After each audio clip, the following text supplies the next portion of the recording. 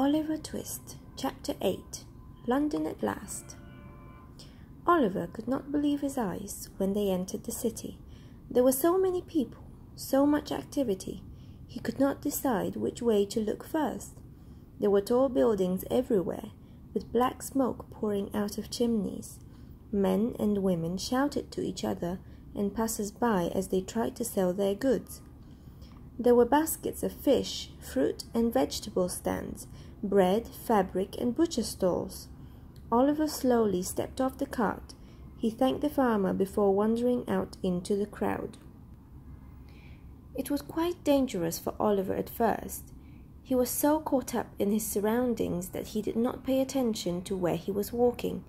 He had barely gone 10 feet before a strange man pulled him from the path of a cart. "Watch where you're going, boy," he said. "You're going to lose your head." Oliver tipped his hat to the man to say thanks. He tried to be more careful, but it was hard. There was so much to look at. He decided it would be best if he sat on the curb for a while. He would have plenty of time to watch without getting hurt. After several minutes of staring into the street, he realized that someone was staring right back at him. It was a strange-looking boy, not much older than Oliver. However, he was dressed very differently. His clothes were much too big for his small body. Even his hat was far too large. The suit jacket must have belonged to a gentleman at one time, but was now ragged and worn. The boy was not bothered by this tattered hand-me-downs, though. He seemed quite confident and sure of himself. He stuck his thumbs in the vest pockets and walked across the street toward Oliver. "Hello there. What's the row?" the strange boy asked. Oliver looked behind him, wondering who this boy was addressing. The boy must be talking to someone else. Oliver did not even understand the question. "Hey," the boy said. He put his hand on Oliver's shoulder. "I asked how you are doing." "Oh," Oliver replied. Now that was a question he understood. "Fine, thank you. Well, I am very tired and hungry." Tears were forming in Oliver's eyes, but he fought them back. He did not want to cry in front of this new boy. After all, this was the only person he knew in the city.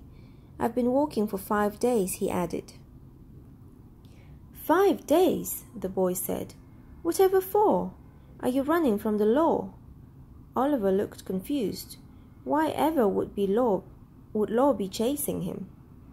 "Ah, never mind," the boy said. "Makes no difference to me." He stuck his hand out. "Pleasure to meet you. My name's Jack Dawkins, but everyone calls me Artful Dodger. Dodger for short." Oliver stood up to shake his hand.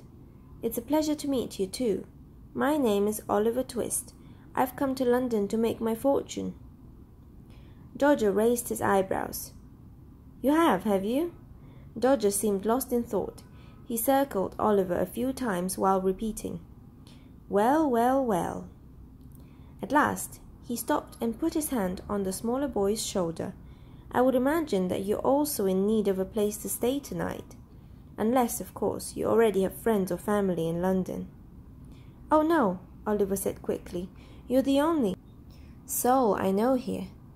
I only arrived a few minutes ago." Dodger smiled. He slapped Oliver on the back. "It just so happens that I know a nice old gentleman who might be of help. He's very good about letting young lads sleep at his home." Oliver's eyes lit up. "Of course," Dodger added, "he doesn't let just anyone stay with him." He watched a look of disappointment across Oliver's face. "Luckily, though, I'm a special friend of his, and I'm sure I can put in a good word for you." "Oh, please do," Oliver exclaimed. "That would make me ever so happy." "Then it's all settled," Dodger said. He put his hands on his hips. He looked very pleased with himself. "We can't head over there just yet. We'll have to wait until dark." "Whatever for?" Oliver asked. "This gentleman," Dodger said slowly. "He's very busy during the day. We can't just go by any time." Oliver thought this made sense. He followed Dodger through the market and into the back streets of London. He told his new friend about his life at the workhouse and the undertaker's. Dodger listened to his stories but seemed distracted. Every once in a while, Dodger disappeared. He returned a few moments later with bread, cheese, or some fruit. Oliver did not see him pay for any of these items. He assumed Dodger knew the storekeepers. As day turned into night, Dodger pulled Oliver into darker and narrower streets. Without being told, Oliver understood they were on their way to the old gentleman's house.